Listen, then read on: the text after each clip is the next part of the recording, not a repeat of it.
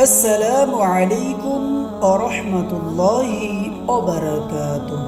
সম্মানীয় সামিঈন, কেমন আছেন? আশা করি আল্লাহর অশেষ রহমত ও মেহেরবানিতে সকলেই ভালো আছেন।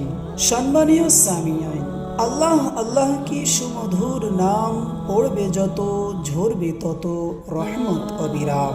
চলতে ফিরতে 1 মিনিটে 4 বার কোরআন খতমের সওয়াব। প্রকৃতির এই যুগে প্রত্যেক মানুষ স্বল্প সময়ে অধিক লাভবান হতে চাই স্বল্প সময়ে অধিক কাজ সমাধা করতে।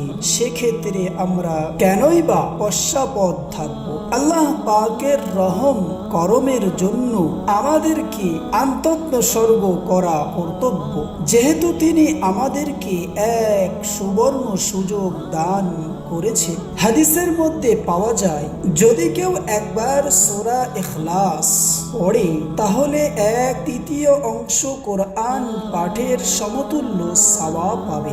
সেই হিসাবে 3 বার পড়লে পূর্ণ 1 খতম কোরআনের সওয়াব পাওয়া যাবে। সুবহানাল্লাহি ওয়া বিহামদিহি। সম্মানীয় সামিঈন, আপনি খুব সহজেই বাড়ির কাজ কারবার করার কালীন চলাফেরা করার সাথে সাথে 12 বার সূরা ইখলাস পাঠ করে 1 মিনিটে 4 বার কোরআন খতম করার সওয়াব অর্জন করতে পারেন। সম্মানীয় সামিঈন, 40 সেকেন্ডে সূরা কাফিরুন 4 বার পড়ে 1 খতম কোরআন পড়ার সওয়াব অর্জন করুন। আল্লাহ আল্লাহ কি সুমধুর নাম, পড়বে যত সফল হবে সকল মনস্কাম।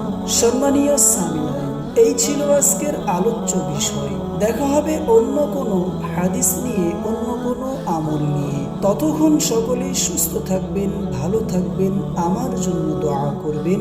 আসসালামু আলাইকুম ওয়া রাহমাতুল্লাহি ওয়া বারাকাতুহু।